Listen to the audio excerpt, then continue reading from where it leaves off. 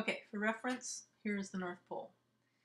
Beginning in Vermont on November 2nd, I drove to New York City to see Fun Home the musical.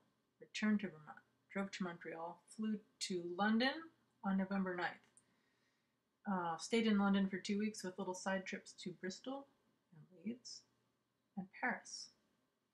Returned to London through the Channel, flew back to Montreal, drove back to Vermont, and immediately set out for Toronto, returning via Niagara Falls, which I had never seen, and circumscribing Lake Ontario.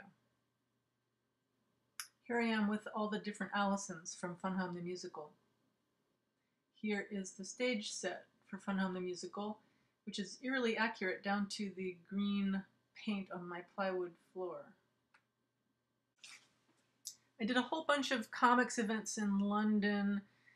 Then I went to Bristol for a day for another comics event with a bunch of British cartoonists.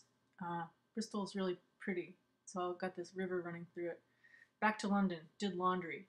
Tried to travel light, so I had to do laundry, which was good because next day I taught a workshop and the laundromat gave me a little story I could use to illustrate how to tell a 4-panel story.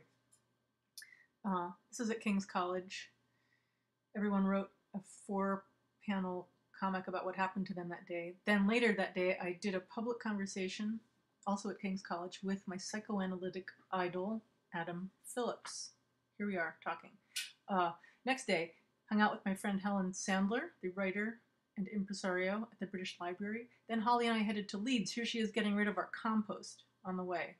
In Leeds, I went to the Thought Bubble Comics Festival, did an event with more cartoonists. Here's the Leeds Corn Exchange. Back to London. Went to Kew Gardens, which was really lovely on a very gray, cold November afternoon. Here's Holly snorting the compost at Kew. This is a monkey puzzle tree that monkeys can't climb. Then we went to Paris next day. We had to use old-fashioned navigation systems because it was too expensive to use iPhones. Graffiti. We found the Eiffel Tower and climbed the stairs as far as you could take them to le deuxième étage. We got up there just as it was starting to get dark, which was cool because then it did get dark and we stayed there until they lit it all up and we could see the light show. This is me on the Eiffel Tower in 1967 when I was 6 with my brother. We were pretending to be gargoyles. Next day we went to the Louvre. It was raining and inside it was a madhouse. Then we went to Père Lachaise. Here I am at Colette's grave, Proust's grave, and Oscar Wilde's grave, which was undergoing some kind of maintenance and had this plexiglass box around it. Then we took the train back to London, did an interview with someone from the Times who named my book Memoir of the Year. Then we just had time to go to the Tate Britain where there was an exhibit of the pre-Raphaelites. Flew home to Vermont. Here's Vermont. Then drove off to Toronto. Here we are on the Toronto subway, 3rd subway in a week.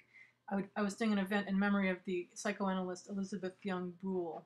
That was Raffi, the children's musician on the left. Then I did a talk for the Beguiling comic book store. Holly and I got our hair cut at Ho's Place, one of my favorite barbershops.